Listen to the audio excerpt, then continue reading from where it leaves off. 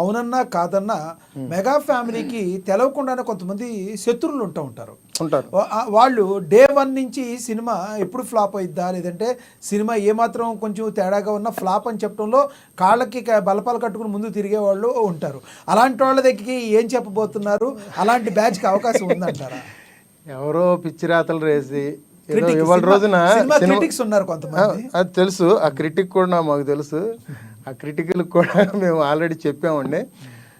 ఇక్కడ ఏదో చేతిలో ఇవాళ రోజున సోషల్ మీడియా అనేది చేతిలో ఒక మొబైల్ లాగా అయిపోయిందని చెప్పేసి యూట్యూబ్ ఛానల్స్ చాలా ఎక్కువైపోయేసరికి ఇష్టం వచ్చిన ఒక ఛానల్లో కూర్చోవడం, వాళ్ళని హైప్ చేసుకోవడం, మెగా ఫ్యామిలీని విమర్శించడం కోసం 4 మాటలు అనేసి మొత్తం ప్రపంచం మొత్తం మాకే తెలుసు, మేము పెద్ద క్రిటిక్లో, మేము అనాలిసిస్లో అని చెప్పేసి మాట్లాడుకొని ఇవన్నీ సొల్లు మాటలు మాట్లాడే వాళ్ళ గురించి మనం ఎంత తక్కువ మాట్లాడుకుంటే అంత మంచిది. ఎందుకంటే ఆ క్రిటికల్కి కెమెరాలో దుబ్బేసి జైలు పాలు అయిన వాళ్ళు కూడా క్రిటికల్ అంటా ఉండంటే ఇంకేం చెప్తాం సార్? మీరు అట్లాంటి మాటలు మాట్లాడకూడదు. క్రిటికల్ అనాలిసిస్లు వాటి గురించి ప్రేక్షకులకు కూడా అర్థమవుతుంది, ఖచ్చితంగా అర్థమవుతుంది కదా.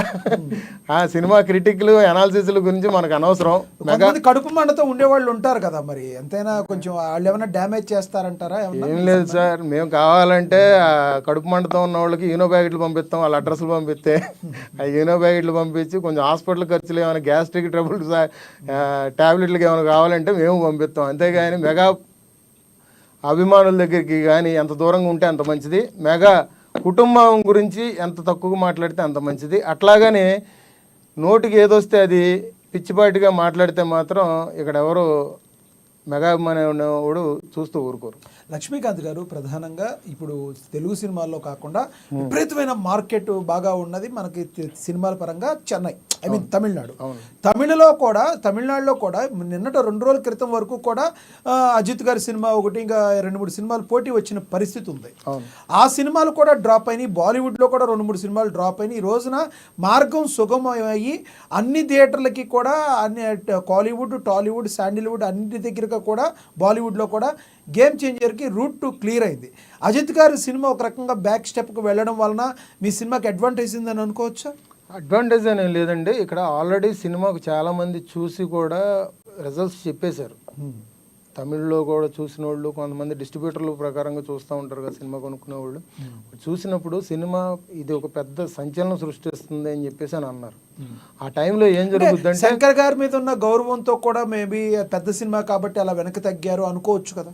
గౌరవం ఎంత ఉన్నా కానీ డబ్బులు అది డబ్బులు పోగొట్టుకోలేరు కదా ఎవరు కూడా. ఆ కాంపిటీషన్ లేకుండా కొన్ని రోజులు, ఒక వారం రోజులు ఏదైనా పోస్ట్ పోన్ చేసుకుంటే బెటర్ అని కొంతమంది ఆలోచిస్తూ ఉంటారు. అట్లాగే అజయ్ గారి సినిమా ఏమైనా పోస్ట్ పోన్ అయ్యి ఉండొచ్చు, అజిత్ గారిది. మేబీ నేను అనుకోవడం అయితే అదే అనుకుంటున్నాను. మరి ఇక్కడ ఇంకొకటి తెల్లారి లెగిస్తే ఇప్పుడు ఈ మధ్య కాలంలో బాలయ్య గారు ఒక ఊపేస్తున్నారు.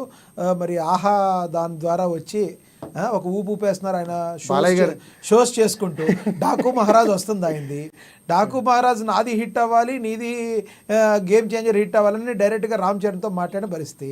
మరి అలాగే సంక్రాంతికి వస్తున్న మూవీతో వెంకటేష్ గారు వస్తున్నారు. ఇంత కాంపిటీషన్లో మరి గేమ్ చేంజర్ ఏ రకంగా ముందుకు వెళ్తుంది అంటారు? మరి ఈ సినిమాలు రిలీజ్ అవ్వడం వల్ల ఈ సినిమాకి ఏమన్నా మైనస్ అయ్యే అవకాశం ఉందంటారా? బాలకృష్ణ గారిది ఒక డైలాగ్ ఉంటుందండి, మాకు మేమే పోటీ, మాకు ఎవరు లేరు పోటీ అనే ఒక మాట ఉంటుంది. అట్లాగే బాలకృష్ణ గారు పందా సినిమా రిలీజ్ అయినప్పుడు ఒక రకంగా వేరు. ఇంతకుముందు చిరంజీవి గారు బాలకృష్ణ గారి సినిమాలు వస్తే పోటాపడి చూసే రోజులు కాదు ఇది అంతా. సినిమా బాగుంటే ఏ సినిమానైనా ఆదిస్తారు. ఇప్పుడు ఆ రకంగా చెప్పాలంటే దీనికన్నా డిఫరెంట్గా ఉండేది ఫస్ట్ నుంచి సైలెంట్గా వచ్చేది వెంకటేష్ గారు. మరి వెంకటేష్ గారు కూడా సంక్రాంతికి వస్తున్నాం అని చెప్పేసి సినిమా కూడా వస్తుంది కదా.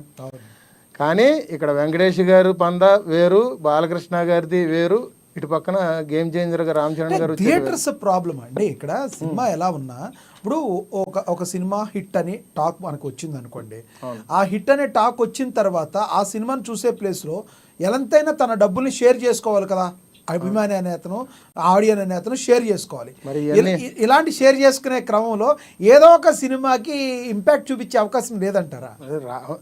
దిల్ రాజు గారు అసలు ఇవన్నీ ఎట్లా చేస్తున్నారు నాకు ఇప్పటికీ అర్థం కావట్లేదండి. ఇది మళ్ళీ రెండు ఆయన బ్యానరే. అదే ఆయన బ్యానర్లో వచ్చే సినిమాలే ఆయనే చేస్తున్నారు, థియేటర్లు కూడా ఆయనే చేస్తున్నారు. అవి మొత్తం అంతా డిస్ట్రిబ్యూషన్ చేసి ఆ థియేటర్లో ఎట్లా సెట్ చేస్తున్నాడు నాకు ఇప్పటికీ అడగట్లేదండి. ఎప్పుడైనా దిల్ రాజు గారిని కలిస్తే ఒకసారి ఈ మాట అడుగుదాం, నాకు ఎప్పటి నుంచి థియేటర్ మెయిన్ ఇష్యూ అవుతుంది కదా థియేటర్స్. లేదండి, ఎందుకంటే దిల్ రాజు గారికి చాలా టీం వర్క్ ఉంది, నేను చూస్తూ ఉంటాను. ఎందుకంటే ఇంతకుముందు నాకు బాగా పరిచయస్తులు దిల్ రాజు గారు సంబంధించిన ఆయన మన శ్రీరాములు థియేటర్ మన మోసాపేటలో, ఓకే, అక్కడ దిల్ రాజు గారి గురించి అక్కడ చెప్తూ ఉంటారు అన్నమాట. నేను పర్టికులర్గా నేను కొంచెం చూశాను నేను ఆయన గురించి.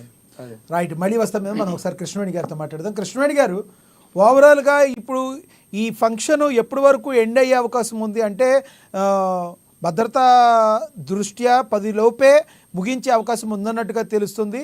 మరి ఎందుకు మీరు అక్కడికి వెళ్ళలేదు ఈరోజు? నేను కొంచెం ఫ్యామిలీ ఫంక్షన్ నుండి వెళ్ళలేదండి. ఓకే ఓకే అక్కడ ఉండేదాన్ని మార్నింగ్ నుంచి కూడా. ఓకే, అంటే భద్రతా దృష్ట్యా 10 లోపే క్లోజ్ చేస్తారంటున్నారు.